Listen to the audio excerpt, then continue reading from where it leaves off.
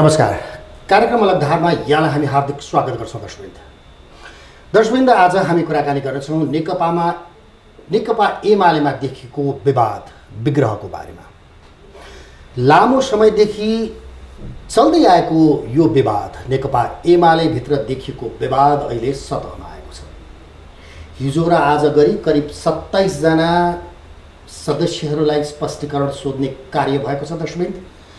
र विवाद यति चरम स्थितिमा पुगेको छ कि कर्णाली प्रदेशमा 4 जनाले पार्टी हित विपरीत फ्लोर क्रस गर्ने अवस्थामा पुर्याए दर्शकवृन्द। यसले नै विवादको चुरो थाहा हुन्छ। आज यिनै विषयमा पनि चर्चा गर्छौँ। र प्रधानमन्त्रीले हिजै मात्र चालु संसद अधिवेशन अन्त्य गर्नुभएको छ। यसले प्रतिपक्ष समेत चिडिएको अवस्था छ। र अब मुलुक कता जान्छ यो स्थितिमा? हरेक पार्टीहरूमा विवाद छ। यस्तो अवस्थामा मुलुक कता जान्छ? प्रधानमन्त्रीले साँच्चै मुलुकलाई गति दिन सक्ने अवस्थामा पुर्याउन सक्नुहुन्छ? मूल विषय आज यही नै। यसका लागि आज हामीले नेकपा एमालेका नेता, पूर्व मन्त्री, खास गरिकन प्रधानमन्त्री निकट मानिनुहुने शेरबहादुर थापा, स्वागत छ शेरबहादुरजी। नमस्ते। स्पष्टीकरणको फेरिस्त त बडा लामो भयो त। त्यति लामो छैन। अब जुन परिस्थिति देखा पर्यो, खास गरी कर्णाली प्रदेशमा पार्टीको झन्डा, पार्टीको चिन्हबाट चुनाव लड्ने र पार्टीको विपक्षमा मतदान गर्ने, यो खालको चाहिँ एउटा परिस्थिति जुन देखा पर्यो र त्यो कुरालाई वास्तवमा हामीले नियालिराखेका छौँ। र फेरि त्यस्तो नहोस्, किन एउटा पार्टीभित्र राजनीतिमा खास गरी राज्य सत्ता प्राप्तिको दुईटा बाटो, एउटा बाटो ब्यालेटको बाटो, अर्को बाटो बुलेटको बाटो। बुलेटको बाटो अहिले छैन। विश्वको कुनै पनि ठाउँमा बुलेटबाट राज्य सत्ता प्राप्त गर्ने चाहिँ परिस्थिति छैन। त्यसैले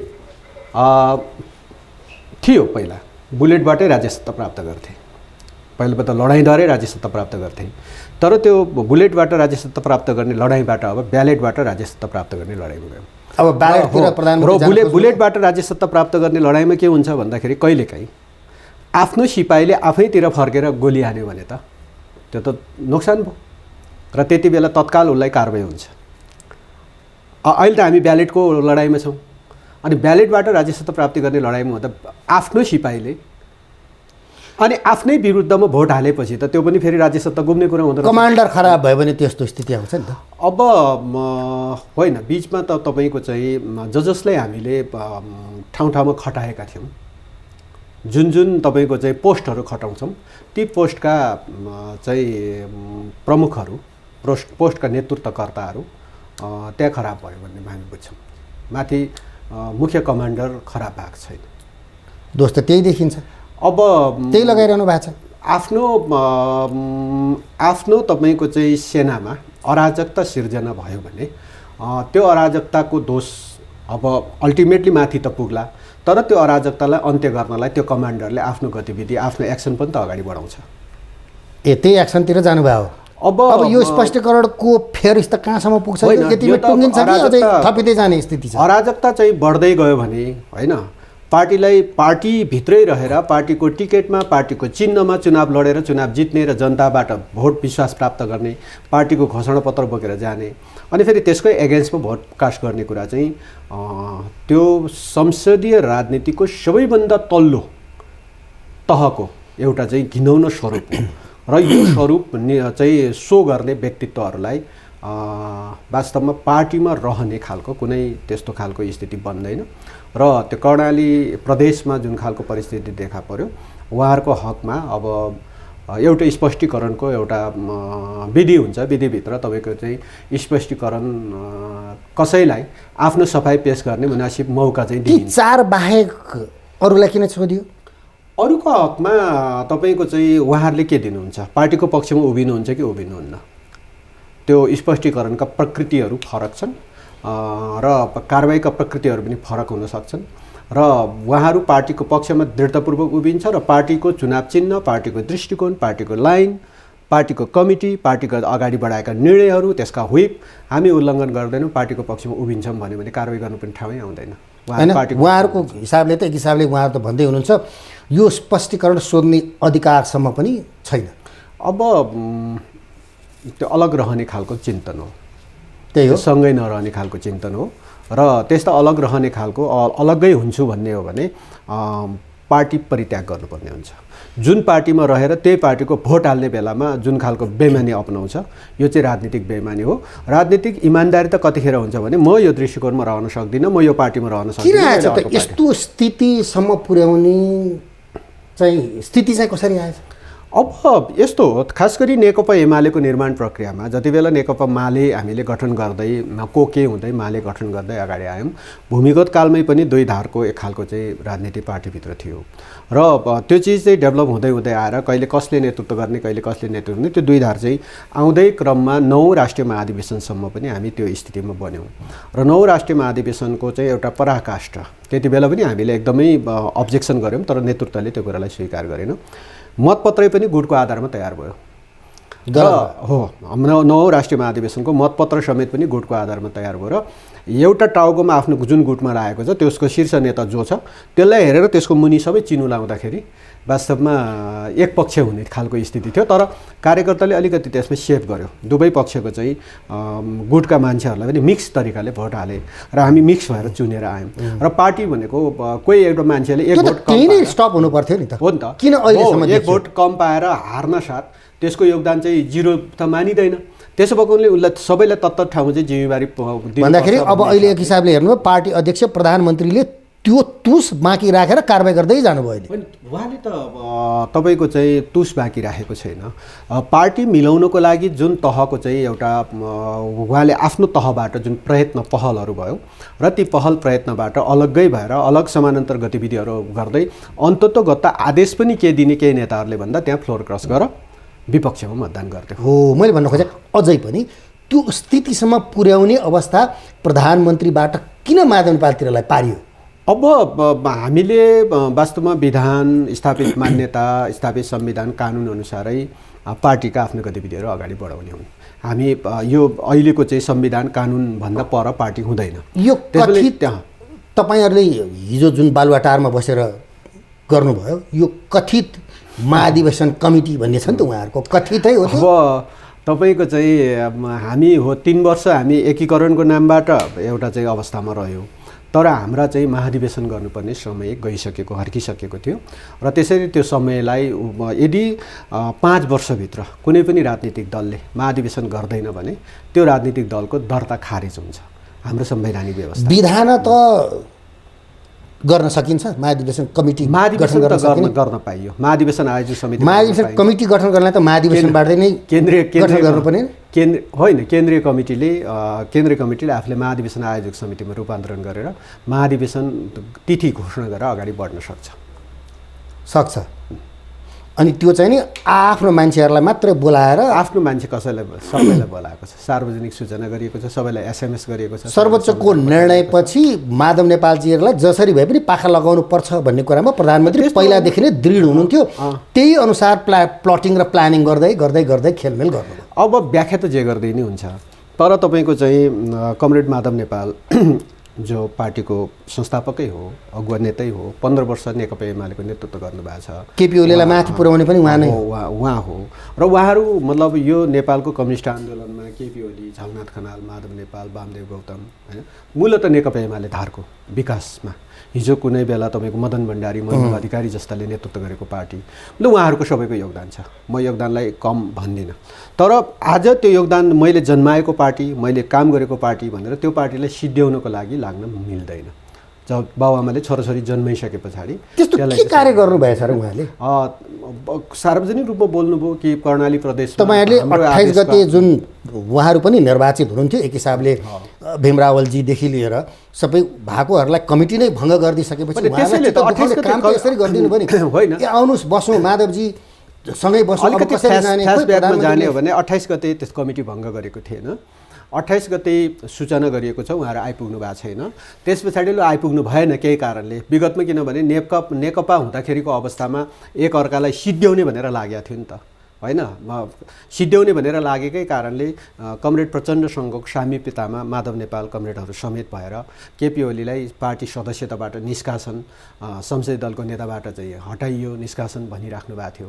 मतलब त्यो प्रचण्डजीले गर्नुभयो आफ्नो स्वार्थमा। त्यो घानमा माधवजीलाई पेल्नु किन पर्यो भने होइन, त्यो स्थितिबाट आइसकेपछि तब नेकपा एमाले र माओवादी केन्द्र अलग भइसकेपछि हामीलाई लागेको थियो तपाईको चाहिँ पार्टी नेता नेतृत्वहरू एक ठाउँमा बसेर यसको सोलुसन दिनुहुन्छ भन्ने लागेको थियो। तर बिचमा अड्किनु भयो, कोटेश्वरबाट बिदा हुनुभयो, त्यस पछाडि धुम्बाराईमा आइपुग्न सक्नु भएन। बिचमा कतै अड्किनु भयो र कतै के कारणले अड्किनु भयो अब त्यो खोजीको विषय होला। इतिहासमा अड्किनु भयो र अड्किँदै भन्नुभयो कि अब त्यहीँ सिद्ध्याउँछौँ भन्ने खालको अभिव्यक्तिहरू दिन थाल्नुभयो। त्यहीँ जान्छौँ त्यहीँ सिद्ध्याउँछौँ भन्ने अभिव्यक्ति दिन थाल्नुभयो। तर पनि खैर त्यो पनि केही फरक परेन।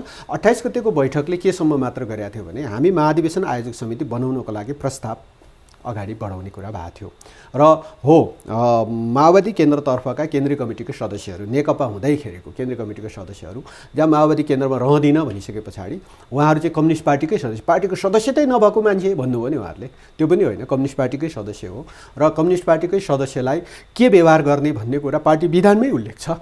त्यसो भएको कारणले त्यो विधानमै उल्लेखित विषयहरू भएको हुनाले त्यो विधान मुताबिक नै उहाँहरूलाई चाहिँ मनोनयन गर्ने काम त्यो 23 जनाको हो। त्यो मनोनयन पश्चात तपाईँको चाहिँ हामीले 7 गते बैठक डाकिएको छ र त्यो 7 गतेभन्दा अगाडि केही अभियानहरू केही प्रयत्नहरू पार्टी अध्यक्षको तर्फबाट गरिएको छ कि पार्टीका नेताहरूलाई बसौँ छलफल गरौँ भनेर धुम्बाराईमै बसेर छलफल भएको छ। ठिक छ, माधव नेपालजी जानु हो 28 को भन्दा अगाडिबाट हैन धुम्बाराई भन्दा 75 जेठ 2 मा जाउँ न त भनेर भन्नुभयो हो नि त माधवजीको। नेकपा एमाले 75 जेठ 2 मै छ अहिले।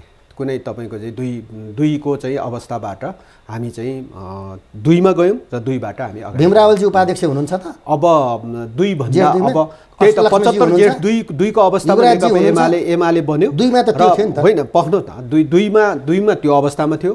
त्यसपछि 2 भन्दा पछाडि आएपछि फागुनको चाहिँ तपाईँको चाहिँ त्यो बिचको 3 वर्ष हामी ग्यापमा रह्यौँ, नेकपा रह्यो र त्यो नेकपा आइसके पछाडि त्यस पछाडिको अवस्थामा हामीले फागुन 28 गते ती कुराहरूलाई आयोजक समितिमा परिणत गरौँ त। अब गलत यही नै हैन त, भन्ने कुरा आयोजक समितिमा परिणत गरियो। यस्तो कुरा हो, हेर्नुस् मन मिल्यो भने पद कुनै कुरा होइन। नत्र आज के पद उपाध्यक्ष चाह्यो, आउनुस् न कतिवटा उपाध्यक्ष चाह्यो, ककललाई के पद ल्याउनै चाहनु, महासचिव चाह्यो, ककललाई महासचिव चाह्यो, मुन्ट्याउनै खोज्नुभयो। पार्टीको राष्ट्रिय महाधिवेशन हुन्छ, राष्ट्रिय महाधिवेशनमा कसलाई अध्यक्ष बन्न मन लाग्छ, कसलाई उपाध्यक्ष महासचिव बन्न मन लाग्छ बन्नुहोस् न, हामीले भोट हालिदिन्छौँ नि कार्यकर्ताले।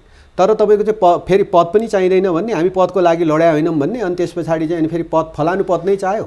हामीले पदको कुरा त गर्दाखेरि त्यसैले त मैले भने पार्टीले त छलफल गर्नको लागि धुम्बाराईमा बसेर छलफल पनि त गर्नुभयो नि। त्यो छलफल पश्चात फेरि तपाईँको चाहिँ कतिपय कुराहरूमा पार्टीमा अझै कुरा मिलेन कि पार्टीले चाहिँ आयोजना गरिएको छ, कतिपय तपाईँको चाहिँ भेटघाट गर्ने अवसरहरू दिएको छ। भेटघाट मात्र होइन, चियापान जस्ता आयोजनाहरू भएको छ, कमसेकम घुलमिल होस्। तपाईँको चाहिँ फागुन 23 भन्दा अगाडिको परिस्थिति, त्यो परिस्थितिमा जुन तरिकाले पार्टीका नेताहरू एक अर्कालाई समाप्त गर्ने दिशामा उभिएको थियो, त्यस कारणले अलिकति अर्गेलाई अलिअलि सँगै घुलमिल हुनलाई समस्या भयो कि भन्ने हिसाबले च्यापानको समेत आयोजना गरेर कमसेकम च्यापान गरेर अङ्कमाल गरेर एउटा वातावरणलाई सहजता बनाउने पनि त प्रयत्न भएको हो। त्यो प्रयत्न प्रधानमन्त्रीबाट भयो, अङ्कमाल गर्नुपर्ने लिडरले गरिदिनु भएन। होइन, त्यही गर्नको लागि त चियापानको आयोजना भएको छ, पार्टी केन्द्रीय कार्यालयमा बैठकको आयोजना भएको छ, नेताहरूसँग सम्पर्कमा हुनुहुन्छ। कतिपय बेला पार्टी अध्यक्षले चाहिँ नेताहरूलाई सम्पर्क गर्दाखेरि रिप्लाई गरिराख्नु भएको छैन। होइन, त्यो सबै चिजको पछि पनि फेरि अब ल ठिक छ नि त 28 गतेको बैठकमा समस्या भयो मानौँ, फेरि 7 गतेको बैठक बोलाइएको छ। 7 गतेको बैठकमा उपस्थित भएर वास्तवमा त्यो उपस्थितिमा ठिक छ आयोजक समिति नबनाऊ भन्ने प्रस्ताव भयो भने आयोजक समिति नबनाऊ भन्ने प्रस्ताव त्यहाँ हुन सक्थ्यो होला नि। त्यहाँ उपस्थित भएर तपाईँको चाहिँ हाम्रा जुन पद हो त्यही पद कायम गरिदिनु पर्यो भन्ने भए पनि त्यही बैठकमा उपस्थित भएर हुन्थ्यो होला नि। हामी पनि त त्यही थियौँ नि। त्यसो भएको कारणले पार्टीलाई मिलाउने, एकताबद्ध बनाउने भन्ने हो भने तपाईँको चाहिँ त्यो ढङ्गले आउनु पर्यो। नत्र भने अब आज जुन समानान्तर गतिविधिहरू गरिरहेका छन्, सांसदहरूलाई फ्लोर क्रस गर्न आदेश दिइरहनु भएको छ। अहिले तपाईँले भन्नुभयो समानान्तर कमिटी होइन, त्यो 2को अवस्थामा पुर्याइएको जे थियो त्यसमा हो 32-64 जनाको सायद उहाँहरूले समानान्तर कमिटी गर्नुभएको छ। 32 जना हाम्रो पुरानै हुन्, 32 जना हामीले पनि गऱ्यौँ, निकाल्न सक्छौँ। उहाँहरूको कुरा त्यो छ। अब त्यसैले हामी चाहिँ मैले अघि नै भने कि पार्टीको एउटा विधि अनुसार उदार मन चाहिँ प्रधानमन्त्रीबाट भएन, एउटा राख्नुपर्ने उदार मन लिडर हो नि त उहाँ त। अब लिडरै भएको भएर उदारतापूर्वक नै पार्टी नेतृत्वलाई अझै पनि सच्चिने मौका छ। हामीले चाहिँ जुन स्पष्टीकरणको कुराहरू गरेका छौँ केही फरक परेन। मैले पनि गल्ती गरेँ, तपाईँले नि गल्ती गर्नुभयो। यो गल्तीबाट पाठ सिकेर नेकपा एमालेलाई एकताबद्ध बनाएर जाउँ, केही फरक पर्दैन भनेर नेता नेतृत्वहरू आउनुहुन्छ। सिङ्गो पार्टीको नेता बन्नुहुन्छ भने अहिले पनि केही प्रधानमन्त्रीबाट पहल हुन्छ, अझै पनि प्रधानमन्त्रीबाट पहल त भइरहेको छ। अब स्पष्टीकरण पट्टा त्यही स्पष्टीकरण सोद्धाखेरि कमसेकम मलाई मुन्ट्याउनै खोज्नु भएको छ, तर म मुन्टिन्न भनेर पटक प्रधानमन्त्रीज्यूले सम्पर्क गर्दा, फोन सम्पर्क गर्दा, कुनै मार्फत अब कोही दूत मार्फत कुराकानी गर्दाखेरि साथीहरू सम्पर्कमा नआएपछि कमसेकम लिखित रूपमा केही आउँछ कि, यही प्रयत्न हो। लिखित रूपमा आयो कि अब आत्मआलोचित हुँदै कतिपय चिजहरूमा आयो भने त यो त मिल्न त कुनै बेरै छैन। तर गाह्रो छ अहिलेको स्थिति हेर्दाखेरि। अब उहाँहरूको भनाइ पनि छ हिटलरी जङ्गबहादुर शैलीमा चाहिँ नि उहाँहरू कार्य गर्दै हुन्छ प्रधानमन्त्री। अब केही नेताहरूलाई त्यस्तो लागेको छ, अलि तीव्र ढङ्गले होइन, अब आफूलाई चुडी नै खोज्ने प्रयत्न गरिराख्नु भएको छ। अब त्यो प्रयत्न नगरिकन वास्तवमा पार्टी सिङ्गो पार्टीको नेता बन्ने एउटा चाहिँ अभियानमा उहाँहरू आउनुहुन्छ भने सिङ्गो नेकपा एमालेका कार्यकर्ताले सबैलाई स्वीकार गर्छन्, अस्वीकार गर्ने ठाउँ कहीँ पनि छैन। तपाईँहरूको पहल के हुन्छ? हामी सबैको पहल प्रयत्न छ। सबै नेता नेतृत्वसँग हामी सम्पर्कमा छौँ। धेरै नेता नेतृत्वहरूसँगको सम्पर्क र कार्यकर्तासँगको पनि सम्पर्क। माथि नेतै अलि समस्यामा पर्या हुनाले तल कार्यकर्ता पनि केही कार्यकर्ताहरू अहिले पनि समस्यामा छन् होइन। त्यसो भएको हुनाले यी सबै चिजहरूलाई अन्त्य गरेर पार्टीलाई एकताबद्ध बनाउने कुरामा हाम्रो प्रयत्न छ। गर्नु भएको छ पहल? अब निरन्तर यो त निरन्तर पहल प्रयत्न जारी छ र नेता नेतृत्व पार्टीको विरुद्ध नउभियोस्। पार्टीको विरुद्ध उभिन्छ भने त्यो ऐन कानुन अनुसार भएर जान्छ, तर पार्टीको विरुद्ध नउभियोस् भन्ने कुरामा हामी सबैले सचेतनतापूर्वक नेताहरूको बिचमा र कार्यकर्ताको बिचमा आफ्ना प्रयत्न जारी गरिरहेका छौँ। अब के छ त, एमाले सग्लो रहने अवस्था देखिन्छ? एमाले त सग्लै रहन्छ, एमालेमा विभाजन हुँदैन। एमालेमा विभाजन हुनलाई, कानुनी हिसाबले विभाजन हुनलाई एमालेको केन्द्रीय कमिटीको 40% र संसदीय दलको 40%, यो दुईटा कानुनी हिसाबले यो दुईटा चाहिन्छ। यो दुईटा 40% त उनीहरूको पनि होला। अब 40% हो भने त आए भयो। दुईटै संसदीय दल र केन्द्रीय समितिमा 40% हुनुपर्छ र त्यो 40% सो गर्यो भने पार्टी फुट्छ। तर 40% सो गर्न सकेन भने पार्टी फुट्दैन र कोही एउटा व्यक्तिलाई व्यक्तिगत रूपमा एउटा मात्र नहोला, 2-3 जना पनि होला, 8-10 जना होला अथवा केही सङ्ख्या होला, त्यो चाहिँ व्यक्तिगत रूपमा चोइटिने खालको स्थिति बन्छ। नेकपा एमाले फुट्दैन हो। त्यसमा चुन्नु भयो होला नि प्रधानमन्त्री, टिक्लाउँदै जानुभयो होला नि 27 जना मध्ये को रहन्छ, को रहँदैन। तपाईँको चाहिँ पार्टीको पक्षमा उभिने हो भने ती 27 जना सबैजना पार्टीको पक्षमा उभिने, पार्टीकै भइहाल्छ नि। त्यो व्यक्तिमा परिणत निर्वाचन आयोग जानु भएको छ अस्ति मात्रै। अब त्यो अलग पार्टी, अर्कै पार्टी पाए एमाले, नपाए अर्को बिमाले बनाउने उद्देश्यका साथ जानुहुन्छ भने त्यसमा अब व्यक्तिलाई स्वतन्त्रता छ, त्यो स्वतन्त्रता छ। भन्दाखेरि त अब त कमजोर अवस्थामा पुग्ने भयो होइन नेकपा एमाले। प्रधानमन्त्रीलाई अलिकति पनि मेरो अध्यक्षतामा, मेरो प्रधानमन्त्रीत्व कालमा यसरी विग्रह हुँदैछ, एमालेमा एउटा ठुला नेताहरू भनिएका वरिष्ठ नेताहरू छुटेर जाँदैछन् भने किन चाहिँ दुःख नेकपा एमाले कुनै हालतमा कमजोर हुने छैन कि नेकपा एमालेलाई अहिले तपाईँको चाहिँ यही सरकार, केपी ओलीको नेतृत्वको सरकार कन्टिन्यू हुन्छ भने हामी बहुमत जित्छौँ। बहुमत होइन, यो तपाईँसँग अहम होइन, यो तथ्य हो। यो अहम होइन, यो तथ्य हो। केपी ओलीको नेतृत्वमा सरकार रहिरहन्छ 2 वर्ष र केपी ओलीकै नेतृत्वमा सरकार गठन हुन्छ, के अरे चुनाव हुन्छ। उहाँहरू भन्दै यस्तै भजन मण्डली भजन गाउने चुङ्गलमा परेर चाहिँ उहाँहरू गर्नुभयो, जो तथ्यले प्रमाणित रूपमा लागेका छन्, तथ्यले प्रमाणित हुन्छ। निर्वाचन छिटै हुँदैछ होइन। र मैले भने कि वास्तवमा नेकपा एमालेको नेतृत्वमा, केपी ओलीको नेतृत्वमा यो सरकार कन्टिन्यू 2 वर्ष जाने र केपी ओलीकै नेतृत्वमा सरकार मतलब निर्वाचन हुने स्थिति बन्छ भने हामी बहुमत ल्याउँछौँ र केपी ओलीलाई आजको मितिबाट हटाउनुहुन्छ साथीहरूले। ल मानौँ बहुमत अन्त पुर्याएर हटाउनुहुन्छ, कतै कतै कुन के टेबलको सरकार भन्दै हुनुहुन्छ, त्यो बनाउनुहुन्छ भने केपी ओली बहुमत होइन 2/3 फर्किन्छ सिंहदरबार। यति सत्य कुरा। यत्रो घमण्ड छ होइन, हामी जनताको बिचमा छौँ, नेपाली जनता हो, नेपाली जनताको बिचमा हामीले गरेको, नेकपा एमाले गरेको, केपी ओलीको नेतृत्वमा भएका काम कारबाहीहरू र उहाँहरूको नेतृत्वमा गएका विकास निर्माणका कुराहरू, यो सबै जनता बिचमा फेयर स्थल लिएर जान्छौँ।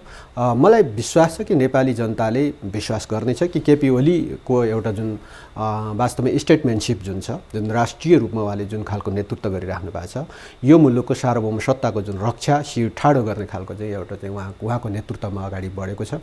यो कुरा नेपाली जनताले स्वीकार गर्छ। उहाँको त राष्ट्रवाद त उदाङ्गियो भन्ने कुराहरू आएको छ। तपाईँ फेरि यत्रो बयान गर्दै हुनुहुन्छ। ककलले उदाङ्गियो भनेर के देखाउनुहुन्छ, देखाउनुहोस्, यो पनि लगे हो के जनताको बिचमा। हामी प्रष्ट छौँ, हाम्रा कुराहरू, हामीले लिएको अडान, हामीले लिएको समृद्धिको एजेन्डा अझै पनि संसद विघटनतर्फ नै लाग्दै हुनुहुन्छ। अनि विघटन किन गर्नु पर्यो? आउनुहोस् न, विघटन नहुनलाई बहुमत पुर्याएर अरू कोही सांसदहरू आउनुहोस्, सरकार बनाउनुहोस्। हामी किन विघटन गर्छौँ? हामी गर्दैनौँ। अब होइन, परिस्थितिले संविधानको धारा 76, 1, 2, 3, 4 अनुसार पनि सरकार बन्दैन, राम्रो सरकार हुँदैन भने त्यो त हामीले विघटन गर्नु पर्दैन। कानुनले विघटन गरिदिन्छ, संविधानले विघटन गरिदिन्छ र अर्ली इलेक्सन त्यो धारा समातेर टेकेर बसिरहेको किन अदालतले बडा गजबको निर्णय गरिदियो, प्रधानमन्त्रीलाई क्या बलियो बनाइदियो हैन। त्यो धारा तपाईँको चाहिँ के समाउनु पर्यो र? त्यो त संविधानमा उल्लेख भएको धारा हो नि। अरू कतैबाट प्रधानमन्त्रीले थोपरेको धारा अदालतले त गजबसँग बनाइदियो नि। सबै कब्जै गरेर राख्नु भएको जस्तो देखियो होइन। होइन, अब संवैधानिक निकायहरू प्रधानमन्त्रीज्यूलाई तपाईँको चाहिँ उहाँलाई जति बेला अब संसद पुनर्स्थापनाको निर्णय भयो त्यतिखेर प्रधानमन्त्री सबभन्दा निरीह, सबभन्दा कमजोर भयो भन्ने ठानेर साथीहरूले लड्डु खानुभएको थियो होइन। अब हटाउन सक्नु भएन त, अनि के लाग्छ त? त्यो त गणित त प्रधानमन्त्रीकै हातमा छ नि, सङ्ख्या त प्रधानमन्त्रीको हातमै छ नि। बर्थडे मनाउँदा कसैले सुनाउँदाखेरि पनि उहाँलाई किन्चित दुःख भएन, बर्थडे मनाएर बसिरहनु भएको थियो होइन।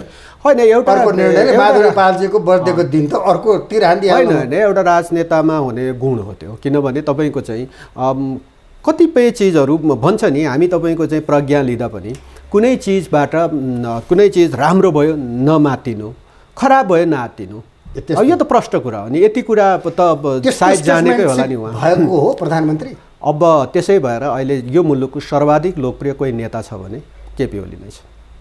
त्यस्तो हामी यही विश्वासमा छौँ र हामी नेपाली जनताको बिचमै यस्तै भजन गाउनेहरू थुप्रै छन्। उहाँहरूको भनाइ यही छ नि। तपाईँ पनि ओर र दोहोर गरेर जानु भएको। एकदम ठिक छ, एकदम ठिक छ, मन्त्री बनाइहाल्नु भयो प्रदेश। एकदम ठिक छ कि भजन गाउने नैहरू छन् भन्ने उहाँहरूलाई लाग्छ भने जनताको बिचमा जाउँ, टेस्ट गरौँ। भजन गाउनेहरू चाहिँ अब होइन भजनको लय मिलाएर ल्याउँछ कि नगाउनेहरू अब हराउँछ कि अब अथवा कुनै नयाँ भजन बनाएर लिएर आउँछ, त्यो जनताले चुनिहाल्छ नि त। यो त प्रष्ट कुरा छ नि। हामी के यत्रो आत्मविश्वास, यत्रो दरोपन छ उहाँमा। अब केपी ओलीमा त्यो एउटा भएर जाँदाखेरि पनि होइन, यो मुलुकको एउटा स्टेटमेन्टसिप भएको लिडरको रूपमा केपी ओली हुनुहुन्छ। यति कुरामा हामीलाई विश्वास छ, त्यो नेतृत्व गर्न सक्नुहुन्छ। अब भन्दाखेरि अब 10औं महाधिवेशनमा पनि प्रधानमन्त्री फेरि पार्टी अध्यक्ष हुने हो। पार्टी अध्यक्षमा अर्को विकल्प छैन। केपी ओलीको विकल्प नेकपा एमालेभित्र अहिले अर्को निस्किँदैन। उहाँ त म प्रधानमन्त्री पनि हुन्न, पार्टी अध्यक्ष पनि हुन्न भनेर भन्नुभएको। जति बेला अरू नेताहरू हुनुहुन्थ्यो, नेपाल कम्युनिस्ट पार्टी नेकपा हुँदा माधव कुमार नेपाल पार्टी नेता हो, उहाँ पनि अध्यक्ष हुन खोज्नु भएको थियो र उहाँले त्यही प्रसङ्गमा भन्नुभयो कि अब प्रचण्ड कमरेडलाई प्रधानमन्त्री हुन खोज्नु भएको थियो। त्यसो हुँदाखेरि केपी ओलीले भन्नुभएकै हो कि अबको निर्वाचनमा म प्रधानमन्त्रीको क्यान्डिडेट पनि होइन, अबको पार्टीको 10औं राष्ट्रिय महाधिवेशन म अध्यक्षको क्यान्डिडेट होइन भनेर उहाँले सार्वजनिक रूपमा भनेकै हो। त्यसमा कमिटमेन्ट पनि थियो नेपाल कम्युनिस्ट पार्टी नेकपा भन्नुभयो। पछि त मेरो चाहिँ अपरेसन पछि मलाई अनेक कुरा हेर्नुहोस्, कालो कालो हुँदै गयो भन्न थाल्नु भएको थियो। पार्टी नेकपाको एकता जोगिएको थियो भने, एकता जोगिएरै अगाडि बढेको थियो भने, नेताहरू चुडेर टुटेर फुटेर केपीलाई गलत्याएर निकाल्छु भन्ने खालको अभियानमा नलागेको थियो भने, वास्तवमा सिनारियो त्यही थियो। माधव कुमार नेपाल 10औं राष्ट्रिय महाधिवेशनबाट पार्टी अध्यक्ष हुनुहुन्थ्यो र चुनावमा जाँदाखेरि बहुमत ल्यायो भने प्रचण्ड प्रधानमन्त्री हुनुहुन्थ्यो।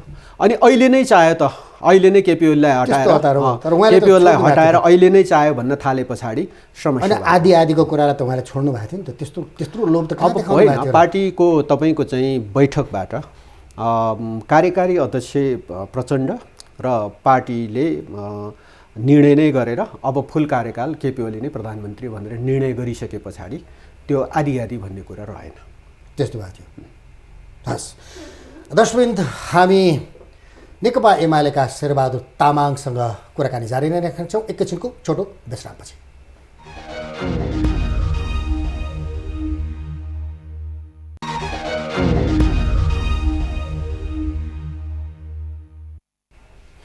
दर्शक फर्दर लेट ट्युनर्स, यदि यहाँहरूले भर्खरै आफ्नो टेलिभिजन सेट अन गर्नुभएको छ र इमेज च्यानल ट्युन गर्नुभएको छ भने यहाँहरूलाई जानकारी गराउँ कि यहाँहरू हेर्दै हुनुहुन्छ अलगधारमा हुनुहुन्छ नेकपा एमालेका नेता तथा सांसद शेरबहादुर तामाङ। शेरबहादुरजी, प्रधानमन्त्रीले हिजो चालु अधिवेशन अन्त गर्नुभयो, किन?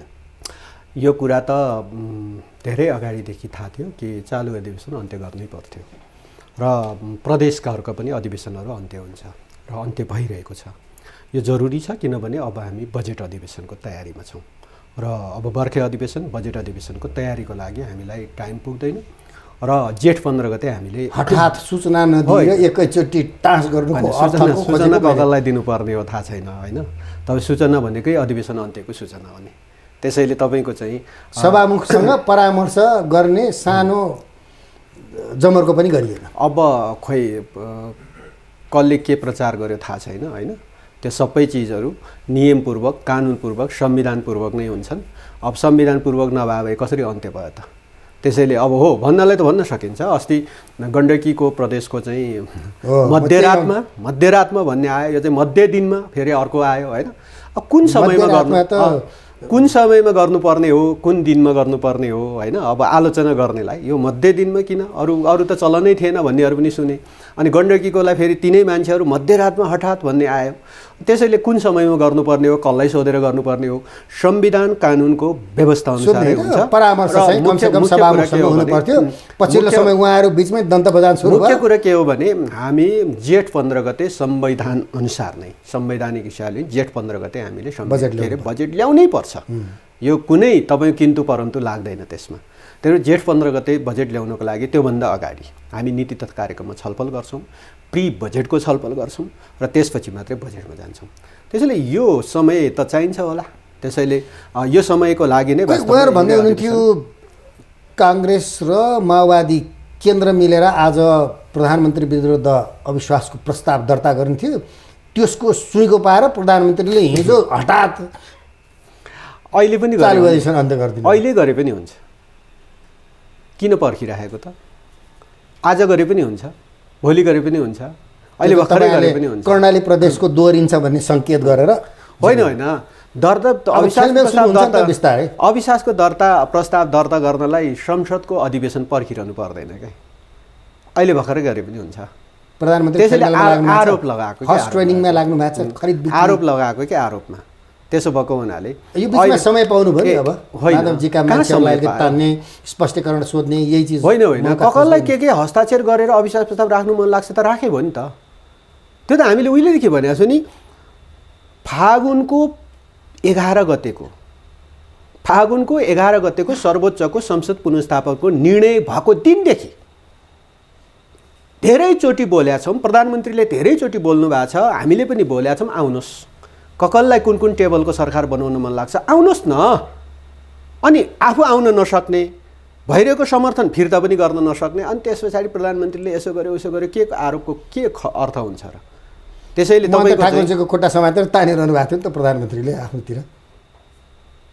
अब कारण त त्यही होइन। त्यसो भए किन केपी ओलीलाई प्रहार गर्नुहुन्छ त? केपी ओली त बहुमतमै छ त। त्यसो भए चलाउनुहोस्, तपाईँ नै बहुमतमा रहेछ भन्दै भए अनि किन ठोक्नुहुन्छ त्यो बेकारमा? सक्ने भए आउनुहोस्, केपी ओलीलाई हटाएर देखाउनुहोस्। केपी ओलीलाई हटाएको भोलिपल्टदेखि केपी ओलीको अभाव यो मुलुकमा खड्किन्छ। मैले अघि नै भनेको छु, 76 1 देखि 7 सम्म पुग्छ अनि केपी ओली यदि केपी ओलीलाई हटाएको भोलिपल्टदेखि केपी ओलीको अभाव यो मुलुकमा खड्किन्छ र केपी ओली त्यसपछि हुने निर्वाचनमा सिंहदरबारमा 2/3 सहित पस्छ। त्यस्तो अभाव हुन्छ प्रधानमन्त्रीको मुलुकलाई? होइन, यो मुलुकमा आजसम्म तपाईँको चाहिँ मुलुकको लिडरसिप गर्ने नेतृत्व कसमा देखियो त? यतिको क्षमता कसमा देखियो? अरूले नचलाएको हो र अरूमा नचलाएको हो र गफमा क्षमता देखियो भन्छ नि त मानिसहरू। होइन, काममै देखिएको छ त। हामीले के चाहिँ गफ लगाएको छौँ र? सबै काममै देखियो। हिजो शेरबहादुरजी भन्दै हुनुहुन्थ्यो प्रधानमन्त्रीले भारतको तुम शरणमै गर्न थाल्नु है। अब सुन्नुभयो होला नि शेरबहादुरजीको मुखबाट होइन त्यस्तो कुरा सुन्नु पर्दाखेरि वास्तवमा एक हिसाबले नेपालको राजनीतिक नेताहरूको दरिद्र चिन्तन के त्यस्तो गर्नुभएको छ? एउटा समयसम्म शेरबहादुरजीलाई इन्ट्याक गरेर राख्नु भएको थियो, अब अहिले एउटा मित्र राष्ट्रसँग तपाईँको चाहिँ आफूलाई पर्दाखेरि त्यो मित्र राष्ट्रको सहयोग खोज्ने, आज एउटा मित्र राष्ट्रसँग आफ्नो देशभित्रको आन्तरिक द्वन्द्वमा राजनीतिक द्वन्द्वमा केपी ओलीलाई हटाउन नसक्नुको पीडा अर्को देशलाई पोख्न मिल्छ? हटाउन सक्ने भए हटाइदिनुहोस् न केपी ओलीलाई। के हामीले कहाँनिर चाहिँ हामीले रोकेका छौँ? अनि आज सामन्त कुमार गोयलले मध्यरातमा अघि मध्यरातको कुरा गर्नुभएको थियो नि, मध्यरातमा के कानमा फुकेको छ त्यो कुरा गर्दै जानुभएको छ। अब त्यही त सरकार हिजो विगतमा पनि शेरबहादुर देउबजीहरूले नि चलाएकै हो। एकचोटि चलाएको होइन, उहाँ त खोइ त्यो 4 चोटि भइसक्यो जस्तो लाग्छ। मुलुकको लागि के गर्नुभयो? उहाँ अहिले पनि भनिराख्नु भएको छ मलाई ज्योतिषीले 7 चोटि, म मुलुकलाई यस कारणले यसरी लिड गर्छु छैन उहाँको दिमागमा। म ज्योतिषीले 7 चोटि मलाई बन्नु भनेको छ। यस्तो पनि हुन्छ, यस्तो मुलुकको नेता हुन्छ। अनि आज तपाईँको चाहिँ एउटा मित्र राष्ट्रलाई आफ्नो देशभित्रको राजनीतिक खिचतानीमा दलहरू बिचको असमझदारीमा अनि मित्र राष्ट्र छिमेकीलाई तानेर अनि त्यस पछाडि चाहिँ बोल्न मिल्छ त्यतिको तहको त्यतिको राजनेताले त्यतिको नेताले।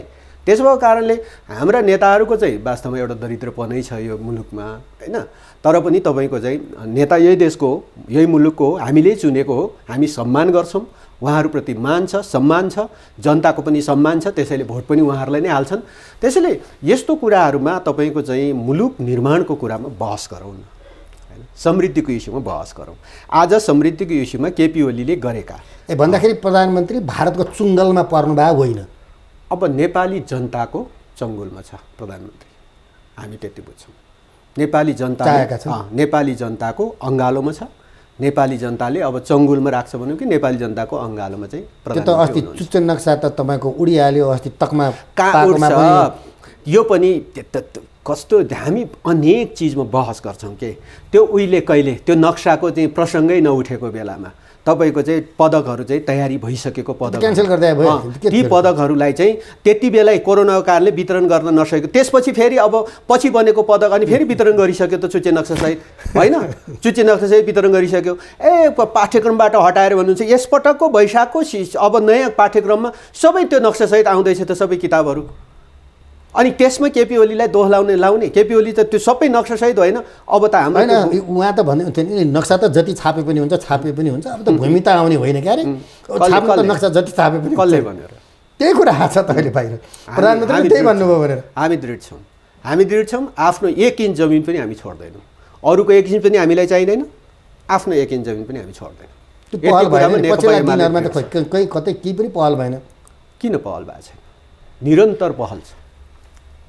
र फेरि पनि तपाईँको चाहिँ त्यो ठाउँ त्यो टेरिटोरीलाई हामीले हाम्रो टेरिटोरीभित्र होइन हामीले उपयोग गर्ने गरी अब यी चिजहरूको प्रक्रियाहरू त अगाडि बढेकै छन्। अनि यति धेरै किन चार्ज लाग्छ त? उहाँ प्रतिगमनकारी हो, प्रधानमन्त्री सङ्घीयता गणतन्त्र धर्मनिरपेक्षताको विरोधी हो भन्छन् नि, त्यस्तो होइन? अब संसद विघटन हामीले मनमोहन अधिकारीको नेतृत्वमा पनि हामीले संसद विघटन गऱ्यौँ। ठिक हो। पछि कति 52 भदौ 12 गते त्यो संसद पुनर्स्थापना भयो। मनमोहन अधिकारी प्रतिगमनकारी थिए, पुनर्स्थापना भयो त। त्यो बेलामा त पुनर्स्थापना संविधानले उहाँलाई दिएको थियो अधिकार। त्यसैले राजनीतिक मुद्दाको मैले यो त संविधानमा धारा नै उल्लेख नगरेको चिजलाई उल्लेख गरेर हाल्नु हो नि त, फरक त त्यो त अदालतले देखाइदियो त्यो होइन। त्यसैले अहिले पनि त्यही भएछ मानौँ नि त। त्यसो भए होइन प्रधानमन्त्रीले दिनु भएन त, त्यसो भए तपाईँको चाहिँ प्रधानमन्त्रीले होइन नैतिकताको आधारमा राजीनामा दिनुपर्ने भनेर अविश्वासको प्रस्ताव फेस गर्न पाइँदैन। पार्लियामेन्टको नैतिकता रहन्छ भन्ने कुरा देखायो नि त। उहाँले गर्न खोजेको कुरा अविश्वासको प्रस्ताव दर्ता गरेर अगाडि बढायो होइन मनमोहन अधिकारीलाई पनि। अविश्वासको प्रस्ताव दर्ता गरेर मनमोहन अधिकारीलाई हटाउने प्रयत्न गरे होइन। अनि हो त्यति बेलाको अङ्कगणितमा मनमोहन अधिकारी बहुमतमा हुनुहुन्न थियो। आजको अङ्कगणितमा केपी ओली बहुमतमा हुनुहुन्छ। र फेरि यो सबै चिज के हो भने तपाईँलाई बताउँ, यो राजनीतिक प्रश्न हो। यो राजनीतिक प्रश्न हो। राजनीतिक प्रश्नको छिनोफानो अदालतले कानुनी हिसाबले गर्छ। कानुन संविधानको व्याख्या गर्ने अन्तिम अधिकार हामीले न्यायालयले दिएको छ। त्यो न्यायालयले गरेको फैसला हामीले स्वीकार गरेका छौँ। फेरि पनि जिल्ला अदालतमा स्वीकार गर्न साथ अनि मान्छे उच्च अदालतमा जाँदैन, पुनरावेदन गर्न जाँदैन। उच्च अदालतले गरेको फैसला चित्त बुझेन भनेर माथि सर्वोच्चमा जाँदैन पुनरावेदन गर्न। त्यही हो के तपाईँको चाहिँ कानुनी के अरे राजनीतिक प्रश्नको अदालतमा एक तहको छिनोफान त भयो, तर त्यसको पुनरावेदन जनअदालतमा हुन्छ। जनता न्यायाधीश हुन्छन्। जनताले निर्वाचन मार्फत आफ्नो अभिव्यक्ति दिन्छन्। केपी ओलीले असंवैधानिक गर्यो, केपी ओलीले चाहिँ के कदम चाल्यो, ओके ठिक छ, लागेछ जनतालाई। भोलि निर्वाचनमा जान्छ जनताले केपी ओलीलाई हराएर पठाइदिन्छ नि। तर कन्फिडेन्ट प्रधानमन्त्री हुनुहुन्छ, मुलुकलाई रसातलमा पुर्याइसक्यो भन्ने। कहाँ पुग्यो नेपाल रसातलमा पुग्यो होइन। नेपाल दिनदिनै त्यसैले त केपी ओलीलाई रसातलमा धचाउँछु, माटो मुनि नै गाड्छु भनेर जति गाड्न खोज्छ त्यति धरर ठडिएको छ कि यो मुलुकमा। त्यसैले हो भन्नलाई भन्नुहोस् ककललाई के रसातल 11 गते तयार नहुँदै उद्घाटन तयार छ त, धरर तयार छ भन्छन् केपी ओलीलाई। अरूले सुरु गरिदिएको योजनाको उद्घाटन गरेर हुन्छ भन्दा आफैले सुरु गरेको योजना पनि त उद्घाटन गर्दैछ त धरर। अनि अब यत्रो मुलुकमा महँगी बढाएको छ, योतर्फ किन बोल्नु हुँदैन? अब यसको केही आयामहरू छन् वास्तवमा। नेपालको त्यो आयाम त व्यापारीहरूलाई हुल छेराउनु भयो नि अस्ति। नेपालको मूलत तपाईँको चाहिँ हामी आफ्नो शेरबहादुरजी राष्ट्रिय होइन म त्यसरी हेर्न चाहन्न। नेपालको चाहिँ खास गरी नेपालको राष्ट्रिय अर्थतन्त्र हाम्रो निकै कमजोर अर्थतन्त्र हो। हामीले तपाईँको चाहिँ वैदेशिक ऋण अनुदानमै भर पर्नुपर्ने हाम्रो बाध्यकारी स्थिति छ। र यो बिचमा हामीले आन्तरिक ग्राहस्थ उत्पादन हामीले गर्न सकिरहेका छौँ, राम्रो गर्न सकेका छैनौँ। त्यस कारणले हामीले अहिलेको चालु बजेट पनि 8.5 खरबको चाहिँ राजस्व हामीले अनुमान गरेका बजेट हो यो।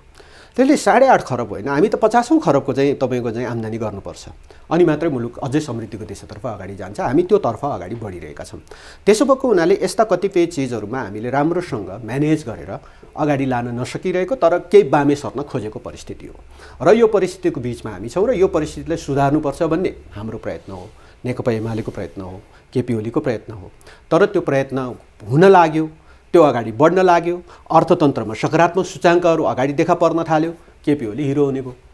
केपी ओली चाहिँ झन्झन चाहिँ यो चाहिँ अगाडि बढ्ने भयो भने पछाडि केपी ओलीलाई समाप्त गरौँ भनेर लागेन हो। त्यस कारणले हामी के कुरामा ढुक्क छौँ भने यो मुलुकको अर्थतन्त्र सुधार गरेर नेपालको तपाईँको चाहिँ यो खास गरी दैनिक उपभोग्य सामानमा पनि हामी त्यसमा राम्रो कन्ट्रोल गर्न सक्छौँ, त्यसको चाहिँ मूल्यमा पनि कन्ट्रोल गर्न सक्छौँ। नेपाली जनतालाई अझ पैसा कमाउन सक्ने धनी कसरी बनाउन सक्छौँ हो, यो बारेमा विदेश पठाएर त होइन। यो यसको पनि दुईवटा आयाम भयो। हेर्नुहोस्, विदेश जानुको दुईवटा कारण रह्यो। हामी 50-52 सालभन्दा अगाडि यस्तो स्थिति थिएन। 52 सालबाट माओवादी जनयुद्ध सुरु भयो। त्यति बेलादेखि नेपाली युवाहरू कि त बन्दुक बोकेर माओवादीकै पछि लाग्नु पर्यो, कि त त्यहाँ लाग्न नसक्ने मान्छेहरू पासपोर्ट च्यापेर विदेशमा जाने स्थिति बन्यो। अर्को एउटा आयाम के थियो भन्दा नेपाली काङ्ग्रेसले अलि लामो समय नेपालको चाहिँ 47 साल यता राज्य सत्ता सञ्चालन गर्दाखेरि नेपालको उद्योग धन्दा कल कारखानाहरू अझै बढाएर धेरैभन्दा धेरै रोजगारी सिर्जना गर्नुपर्नेमा भएका उद्योग धन्दाहरूलाई चाहिँ कौडीको भावमा बेच्दै तपाईँको चाहिँ तहस नहस गर्ने खालको स्थिति पुगे पछाडि यहाँ रोजगारी भएन।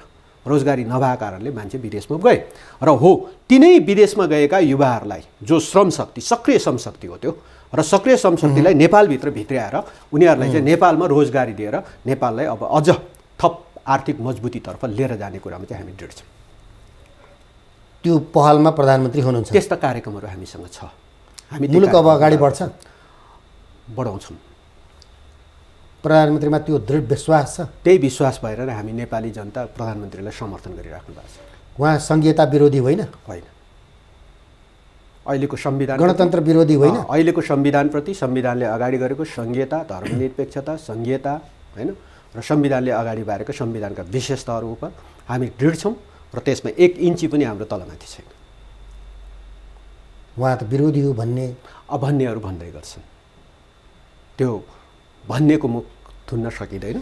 तर हामी व्यवहारले देखाउँछौँ कि यो मुलुकको अहिलेको संविधान कहिलेदेखि यो झलक देखिँदै जान्छ? झलक देखिएकै छ, देखिँदै आइसकेको छ। किनभने तपाईँको चाहिँ खास गरी हामीले ठडेर देखिन केपी ओलीको नेतृत्वमा टप्पाबाट हेऱ्यो भने देखिन्छ कि केपी ओलीको नेतृत्वमा सरकार बनेपछि बनेको सरकारले यो मुलुकको संविधान कार्यान्वयनका सबै कानुनहरू निर्माण गरेको छ। सबै कानुनहरू, कुनै कानुन बाँकी छैन, सबै कानुन निर्माण गर्यो। हो, कानुन बनाउने कानुन अनुसार भङ्ग गर्दै हुनुहुन्छ त। कानुन अनुसार तल तपाईँको चाहिँ कार्यान्वयन भयो कि भएन यो चाहिँ तपाईँको अनुगमनको पाटो होला। तर संविधान कार्यान्वयनका सबै कानुनहरू, नत्र भने त कानुन नभएर पनि बस्थ्यौँ होला नि। संहिता कार्यान्वयन नगरौँ, यो संविधान चाहिँदैन भन्ने हो भने हामी कानुन बनाउँदैन थियौँ होला नि। त्यसैले सबै कानुनहरू निर्माण गरियो। त्यो बिचमा 80 भन्दा कानुन बनाउने विधायकलाई नै सिद्ध्याउनेतिर लाग्नु अनि कानुन सबै निर्माण भइसकेको छ। कानुन चाहिँ सबै अब चाहिने अरू कतिपय कानुनहरू संशोधन गर्नुपर्ने, अलि केही कानुनहरूमा गर्नुपर्ने हो भने हो। तर यद्यपि पनि केही कानुनहरू, केही मूलभूत कानुनहरू अहिले पनि संसदमा विचाराधीन अवस्थामा छ। खास गरी तपाईँको चाहिँ नागरिकता सम्बन्धी कानुनहरू हामीले त्यसलाई अझै पूर्ण एमसिसी पास गर्न हतार गर्दै हुनुहुन्छ। यो पनि यस्तो विषय हो। हेर्नुहोस्, अब एमसिसी हुँदा के हुन्छ तपाईँले केही बताउन सक्नुहुन्छ? एमसिसी हुँदा के हुन्छ? सेना आउँछ, अमेरिकी सेना तपाईँ जसले त्यो भने हो त्यसको प्रतिनिधित्व गरेर त तपाईँले लेखेर दिन सक्नुहुन्छ नेपाली जनतालाई? सेना आउँछ ग्यारेन्टी भनेर लेखेर दिन सक्नुहुन्छ? सक्नुहुन्न? खैर अब अमेरिकाले चाह्यो भने जुनसुकै बेला पनि सेना ल्याउन सक्छ, केही ठुलो भएन। त्यही त हामी रेमा कुरा गर्छौँ नि, रे यस्तो रे उस्तो रे यस्तो गर्छ रे। रेमा कुरा गरेर नेपालको समृद्धिमाथि भिर्को लगाउने कुरा त गर्न मिलेन। हो, एमसिसीको पैसा चाहिँदैन भन्यो भने चाहिँदैन भनिदिउँ, तर हामी ट्रान्समिसन लाइन, यो मुलुकको समृद्धि गर्ने हो भने अब ट्रान्समिसन लाइन बनाउनुपर्छ र ट्रान्समिसन लाइनमा चर्चेका जग्गाहरू सबै उनीहरूले भोगचलन, नेपालले भोगचलन गर्न नपाउने के गर्छन्? त्यहाँ मिसाइल ल्याएर अमेरिकन बस्छन् त। नेपालको चाहिँ तपाईँको चाहिँ बिजुलीको पोल पो बस्छ त, त्यहाँ मिसाइल ल्याएर राख्छ? खोइ कहाँ लेखेको छ? त्यही भन्छन् त भन्नेहरू भन्दै गर्छन्। त्यसैले मैले फेरि पनि भने कि एमसिसीको पैसा चाहिँदैन भन्यो भने ठिक छ, पार्लियामेन्टमा प्रस्तुत गरौँ, पार्लियामेन्टले हामी फेल गरिदिन्छौँ। तर ट्रान्समिसन लाइन हामीले यो चाहिँ तपाईँको चाहिँ लप्सेफेदी हुँदै सभामुखको ठुलो रोल रह्यो होइन। लप्सेफेदी हुँदै त्रिशुली, रातमाटे हुँदै हेटौँडा, हेटौँडाबाट ढल्केबर, ढल्केबरबाट मुजफ्फरपुर, रातमाटे हुँदै तपाईँको चाहिँ बुटवल, बुटवलबाट गोरखपुर हुँदै तपाईँको चाहिँ दिल्लीसम्मको ट्रान्समिसन लाइन भन्दाखेरि नेपाल र भारत दुईटै झिलमिली। अब नेपालबाट बिजुली बन्ने बिजुली भारतलाई बेच्नै पर्छ। भारतबाट किनेर किन्ने तपाईँ चाहिँ चामल पनि भारतबाट किन्ने, तपाईँले लुगा भारतबाट किनेर ल्याउने, तपाईँले ल्याएको चस्मा भारतबाट, तपाईँले ल्याएको चाहिँ पेपर भारतबाट आउने, तपाईँको घरको चाहिँ सबै भान्सामा भारतको सामान उत्पादन हुने। अनि त्यसपछि नेपालले चाहिँ एउटा बिजुली बनाएर भारतले बेच्न नहुने, अनि त्यसमै भिरको लगाउन खोज्ने। ठिक छ, एमसिसी चाहेन भने चाहेन, तर 70 अरब रुपियाँ नेपालको तपाईँ कुन ट्रेजरीबाट झिक्ने हो? झिक्छौँ नि हामी। तर यो सरकार, केपी ओली नेतृत्वको सरकार, फेरि निर्वाचित भएर आउने केपी ओलीको सरकारले हामी त्यो ट्रान्समिसन लाइन बनाउँछौँ, भारतलाई बिजुली बेच्छौँ र नेपाली जनतालाई धनी बनाउँछौँ। यति कुरा ग्यारेन्टी हो। भन्दाखेरि सभामुखले नचाहेको चाहिँ गलत उहाँ कुन खेलबाट कहाँ के लागेको छ, उहाँलाई कुन दिमागमा लागेको छ उहाँले जान्ने कुरा, त्यो उहाँको बारेमा मैले बोल्दिनँ। अब प्रधानमन्त्री सभामुख परिवर्तन गर्नेतर्फ सङ्केत गर्दै हुनुहुन्थ्यो नि। अब यो त निर्वाचन पछिको कुरा हो, अहिले होइन। अहिले किन गर्नु पर्यो? सभामुखै हुनुहुन्छ। जनता समाजवादी पार्टीलाई दिने कुरा चर्चा होइन। अब संसदको गणितले के भन्छ? संसदको गणितले पुग्यो भने अब यदि उहाँ सरकार, किनभने राज्य सञ्चालनका 3टा अङ्ग हुन्छन् के, कार्यपालिका, व्यवस्थापिका र न्यायपालिका। यो 3टा अङ्ग एक अर्काका भर्सेस अङ्ग होइनन्, एक अर्काका परिपूरक अङ्ग हुन्। राज्य सञ्चालनका एक अर्काका परिपूरक अङ्ग हुन्, एकले अर्कालाई सघाएर मुलुक चलाउने हो, अनि एक अर्का विरोधी तत्त्व भएर बस्न मिल्छ। कार्यपालिका र व्यवस्थापिकाको बिचको त टसल देखिन थालिसक्यो त। त्यो पालिकाको बिचको टसल होइन, त्यहाँ रहेको व्यक्तित्वले कतिपय सवालमा अब उहाँलाई सिङ्गै व्यवस्थापिका मै हुँ भन्ने लाग्यो हुनसक्छ।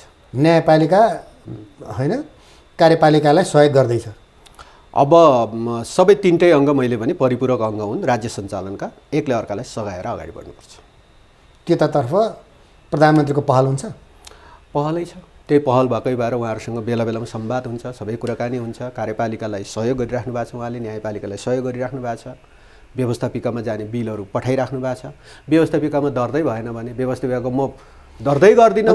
केपी ओलीको दोस्रो कार्यकालमा चाहिँ भनौँ, अब दोस्रो कि तेस्रो कार्यकालमा चाहिँ अब मुलुकले समृद्धि गर्छ होइन? अहिलेदेखि हामी ट्र्याकमा बसेका छौँ।